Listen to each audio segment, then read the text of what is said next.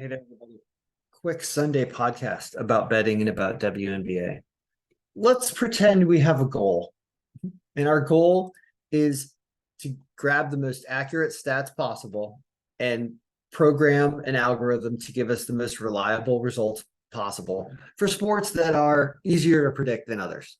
We'll focus on something like WNBA today because it's just the right size. You can pay attention to a sport like this that only has 12 teams. You can watch some games, which I've done, and I enjoy WNBA. Honestly, it's just enough. I've even got my kid into WNBA. I mean, we know that Jordan Canada crushes it on the LA Sparks. She's awesome. Where are the LA Sparks? They're not playing today.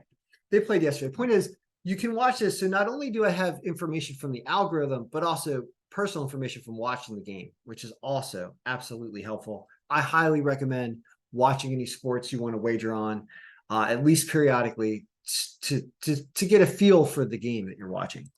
So I prepared the algorithm today, and I also picked 4 things that the algorithm and me personally agree on after watching some of these games and understanding what the algorithm does. I'm going to talk about wagering strategy, and I'm going to talk about using the algorithm to make optimal picks. Because while I cannot promise you that you're going to win every day, I can promise you you're not going to win every day. It's the only thing I can promise you. The thing with sports betting is it doesn't work like that. You can do everything right and things can still go against you. So you never have 100% success rate.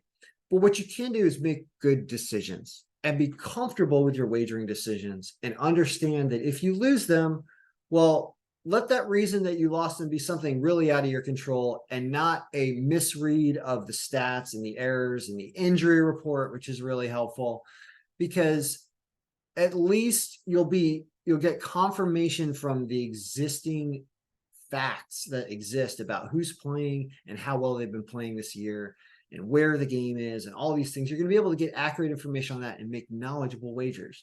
So let's explain how I think I've made knowledgeable wagers for the day.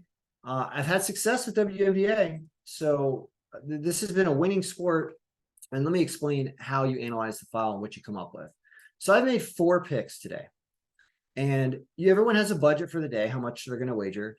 I would argue 100 is oftentimes too much because you can lose this every day. So let's pretend you have a budget that's more like $100 for the week. And let's say you want to wager $20 for the day. You can change your budget up here, and it's going to change the wager on the round robin. It's going to show you here you have, I guess, a $21 bet because I always put a dollar on the end. So it's $21, could win 116, could win 4-1. I mean, it's like, ordering a DoorDash or something, right? A cheap DoorDash, I guess, for $20. And, it's a meal you're forgoing, I guess, if that's your only meal for the day. So I wouldn't recommend doing that. But it's also not a lot of money to a lot of people, especially when it comes to watching something for the day. But you can only max out at $116 if you win all of them. And if you start losing one of these picks, your payout's going to drop. Notice that if you go 3-1, you're still probably going to make money. You end up with $38 off your 21. If you lose another game, you're now going to be losing.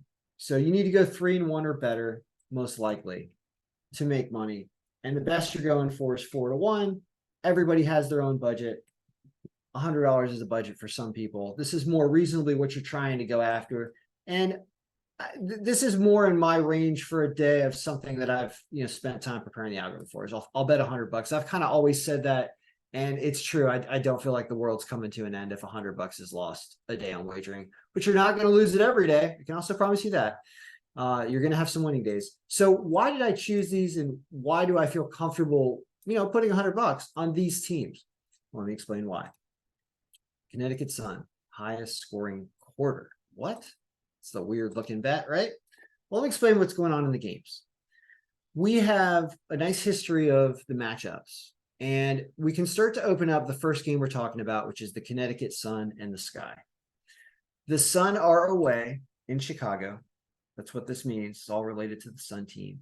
They have a margin of 7.4% in this game, which is the highest margin of all teams here. It means it's the most lopsided matchup that the algorithm can predict out of all the games today. There are 4 games today. I have them flipped around. Shows you projections based on this team over here. That's what you're seeing. So you're seeing Connecticut Sun are minus 225, but they have a really good margin. Algorithm has them winning the game 85 to 79. Okay. Both these teams are healthy. So some things to draw from the algorithm are teams that are supposed to score the most amount of points today are the Connecticut Sun, the Dallas Wings, who are also pretty healthy at 96%. So these two teams are supposed to put up points and they're healthy, which means they probably get there. Now, while Chicago Sky's held, notice the other teams that score in points are 81 for the Storm and then 79-ish for the Mercury, but look at injuries on the Mercury, which I'll talk about in a second. I want to finish off this first pick. So you've got the Sun are healthy, are supposed to score the most amount of points of any team playing today, and they have the highest margin. So what's a wager you can make on this game that is pretty good? Well, it's probably that the Connecticut Sun will win the game, right? At its most basic level. But that is at minus 225. And if you start to change lines on here and take that Sun to win at minus 225, you just reduced your payout by about 40 some bucks. Okay. Is that a better pick than what I've chosen at minus 150, which is the Connecticut Sun have the highest scoring quarter of the game? I chose that because there's so much confirmation that the Suns score the most amount of points in this game that they could potentially even lose the game. But if they had one quarter where they scored the most points of any team in this game, like, is their defense really going to let up? And are the Sky going to have a quarter where they put up 30 some points? And, is that going to happen? Maybe, but it's not what the game says. That overall in the long run, the Sun are the better team and probably will show that. So they'll probably have the highest scoring quarter of the game when they're on. And that's only at minus 150. So you could go with the minus 225 because that's what the algorithm says. I decided to go with a better line because you need to try to get better lines because your payouts are dependent upon that. So there are other things you could have tried to do, like taking the Connecticut Sun to have over their total number of points projected. I could try to look at what that is. I'm going to do that on my phone here real quick. The team, I didn't do this, but their Sun, it says over 77.5 actually is their total. So that actually should have been the bet. That was at minus 120. I almost want to change it. I didn't do this, but that's a better bet. And let me explain why. So we have them at 85, and that's 7-ish points more than the odds makers have them at. And so even if they do lose this game because the Sky are healthy and can put up some more points, teams that are 100% often get closer or exceed their projected point total because they're healthy. So, so mid-video switch is, this is better, which is Sun over 77.5 points is more likely. And it's only minus 120. Notice that changes your payout up even more to 559. Instead of 527. So once again, that's a smarter decision. Let's get real, because the way you lose that is the Sun just don't put up points, lose the game, and still don't get 7 points lower than our projection. And they're healthy. Just doesn't make sense. Seems like they'll probably get there, even though they're away. Doesn't really matter all that much, home or away. So that's number one pick that's just been changed midstream, but you saw what I actually did, which is that the Sun have the highest scoring quarter. The Mystics under 80.5. What's going on here? I'll tell you what's going on here. So this is a game starting relatively soon after this video is published. It's at 3 o'clock. And notice that the Mystics have a 75% health. They've got a 75% health because the people who were game time decisions last time in a game they just played on the West Coast, I believe, and they won, but they had some people back. Those people are out now. Now, all of a sudden, Deladani's out again. She actually left, I think, in the second half. Shakira Austin's out. This is bad. This is impactful people. So what's going to happen with Washington, even though they're at home? Right? What's going to happen? Well, I mean, I want to go back and look at these players again for a second because it's going to weigh into our wager and explain why. Notice the 53 and 44. These are two really high numbers. Like if we're just looking at Washington's team, to show you the real color comparison. The greens are the really impactful players, right? Red hardly impactful at all. Two big greens missing. Brittany Sykes, who has been playing excellent, is still playing. So she's a threat. She's good. Natasha Cloud is also pretty good. Ariel Atkins. But you're dropping to 40s where you had 50s before. So this means they're going to have reduced scoring in this game. That's the way injuries in basketball generally work from watching these games. So when I look back here and I see Washington is scheduled to put up 82, but you saw they're missing two impactful players. So I took the under 80.5 that was offered. Okay, which is close, right? So if we lose this one and they barely get over 80, so be it. I cut it a little close on that game, but I didn't want to take just Dallas to win, even though they're pretty healthy. You could take Dallas's points over. I mean, that's one that's possible because the injuries on the Mystics should result in the Wings also scoring more points. But we're just going against the Washington team because this was close at 80 and 82, significant injuries, so we took the under there. Now, what happens? People off the bench come in and score a bunch of points for Washington. You're going to lose this bet. But Dallas is pretty healthy, and their defense should hopefully hold up. And so Mystics probably, even if they win, don't get to 80. Keep in mind, we have something like yesterday's games. Take a look at that real quick. Friday's games, the Mystics played. They ended up winning 83-79. So they barely got there, but they actually had some of these players playing on Friday. Deladonna played in the first quarter, first half. And Shakira Austin, I believe, also played. So they don't have those ladies this time. So I took the under in the Washington game today, which starts rather soon. Let's keep going. We have the Mercury Fever and Storm Lynx game. Now, in both of these games, injuries are playing even more of a factor. So Lynx are pretty healthy. Storm are missing someone. Who are they missing on the Storm?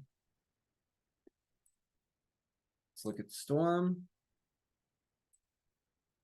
Somebody who's at 36.9%. Gabby Williams. Gabby Williams is about the third best player, definitely a starter on this team, so that is significant. Okay. Well, that Seattle, by the way, just lost a game to the Lynx in Seattle on Friday. You can see that here, this game happened on Friday, and they lost 78-70. So Lynx have already shown they can win. Lynx have also been playing better. So the algorithm, this is one where, because I've been watching, I have some, personal bias in this pick, but I do see that their one starter they're missing is probably affecting them. And Gabby Williams, I've heard that name is pretty good. So there's also an injury on the Lynx. Okay. And the Lynx have 26% are out. And Lindsay Allen, 1, 2. It looks like they probably have all of their starters, though. So they're not as affected, right? So what do you do in a situation like this where the injury on Seattle seems to be pretty significant, even though it only puts them at 91?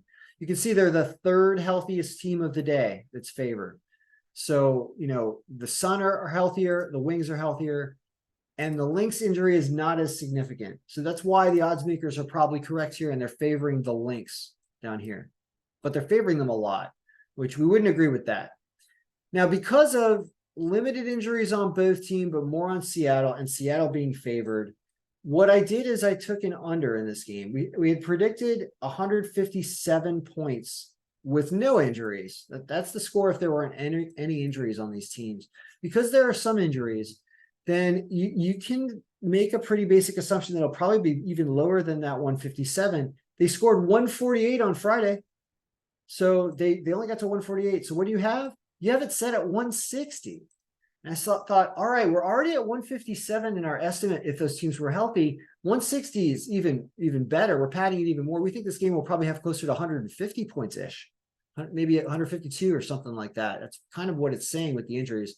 So this at -110 is another pick that the algorithm is kind of telling you that you've got a clear advantage apparently on points and injuries helping you out there. So I took that last game. Now I know that on the Phoenix Mercury, I know that Brittany Griner's out. She's huge. They're missing 81% of their team. And you can see Brittany Griner's 58%. She's big on rebounds. She's big. She's like, I saw a silhouette of her at the Basketball Hall of Fame in Springfield, Connecticut, the Naismith Center, I believe. Yeah, she's tall. She has an impact. She's not playing. So what does that do? Reduces points for Phoenix, and usually the opponents also do better. So what I took was Phoenix under an alternate number of 74.5 at a really good line. So this is more of a risky bet to get a better line. But what am I saying? I'm saying, all right, well, because Griner is out, what you have is serious reduction in points for the Mercury. I know this because what happened on Friday. I did this on Friday also, which was the Mercury were down here. They put up 63 points. 63 points. I had an alternate under on the Mercury at a really good line on Friday. I think under like 69 or 70, 72 maybe it was. Really good alternate under on them. And so they only put up 63, the same situation where Griner was out. So I took the alternate under 74 and 74.5.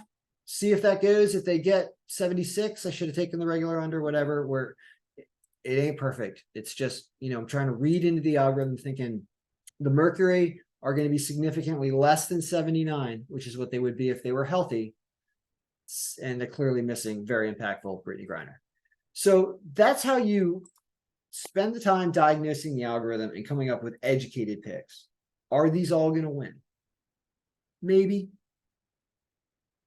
These four are going to win. Well, I'll put it this way. How much do they have to win? If it wins once out of every 4 days, when you find an exact string like this at the same odds, you'd have to go 4-0 on one out of those 4 days to end up making money overall. It's not very glamorous because after 4 days, you'll have risked $404. So you only end up making 155 on the 4-day period, which is like $35 a day or something, right? So it's not glamorous. It's a very low ROI. It's 30% over 4 days. Divide that by 4, talking about less than 10% ROI a day. So when you're thinking about wagering $100, you're thinking about making $10 on average overall today. Now, that's if you went one win in 4 days. Now, these picks are educated, though. And you're supposed to do better than normal. That average would be 2-2, right? If you go 2-2, and say you lose the underdog and you lose one of the normal favorites, you're losing 66%. So you can't keep going 2-2 every day. You're going to lose. But you go 3-1, and especially, you win a good one like this, you start to double your money on a 3-1 day. And then you have the 4-0 day where you make a lot. So what this is not an impulsive manner of just like taking a look at the newspaper, seeing who you like in the game, and betting on them and not thinking about it. It's really diagnosing what's the game flow supposed to be based on the algorithm. What would it tell you is something that a consistent type pick at a reasonable line or a good line, and you take it and you try to do better than 2-2 every day. Because as you can see, 3-1 is going to be a winner and 4-0 is going to be a 4.5 to 1 winner. So that's what you do. All right. So good luck, everyone. May all your picks be winning. NFL is a mess. Preseason's a mess. There's a game today. Let's look at it real fast. Sunday, there's a game. It's the Saints. It says they would beat the Chargers 2018, but it's preseason. It's crazy. It's crazy. It's tough to predict. I'm still working on it, and I can't wait till the regular season starts when we know who's playing. But it has been enjoyable. I'll tell you, there was some really questionable officiating in the Colts game yesterday. Colts were down to the Bears 17-7 at home and somehow managed to come back 24-17, I believe. Where's that game? And there was like a Bears player ejected for saying something, and there was nonstop penalties against the Bears to move Indianapolis. Jim Irsay was doing play-by-play on the broadcast. Like, I don't know. Where was that game? Right here. Yeah, it was the favored game, the Bears. They were supposed to win. They had it 17-10 and then lost it in the fourth quarter. But that officiating was so suspect. It was really weird. So talk about weird stuff. I thought, they're filling up the stands at the football games and people are watching, like they're broadcasting these nationally on NFL Network and everything. You know why? It's because people are betting on them. We shouldn't be. We shouldn't be betting on them because this is crazy. But yeah, there's clear action going on in these games because it feels like football season. And so I'll watch this Sunday night game, but I have no advice pregame. Like, you got to watch what's going on because it's all over the place. And yeah, as you can see here on Saturday, we only got the Chiefs right. The Patriots. Oh yeah, this game got called off because of a neck injury that they reported on feeling in the limbs, but not good situation regardless. Players that we're seeing the cart coming out a lot. Putting people, stabilizing people because people are banging necks. It's such a dangerous game. I don't subscribe to kids playing football. Honestly, I don't like. I know people do it, but man, it is a dangerous game. Many of these sports are, but man, football, I see that stretcher coming out. Feels like way too much, and I don't know what to do other than, the defenseless receiver rules. But sometimes people are just jumping up in the air and they end up hitting their head going after a ball. Just you can't avoid it. People are flying at high speeds. All right. Anyway, this podcast needs to end because we got to end it. But a lot of football happening. I'll continue to work on it, and we'll see how these 4 picks do today. No matter what happens, it's Connecticut Sun quarter at -150. No matter what happens, that you've made knowledgeable picks here, and then you can sit back and watch, not worry about anything else. Go along your day and do spring cleaning here in August or whatever. Do some work and just passively watch the games. It should be enjoyable. So let's go, Mystics. You can win, just don't get to 80.5 points. That's all I ask. All right. Good luck, everyone. May all your picks be winning.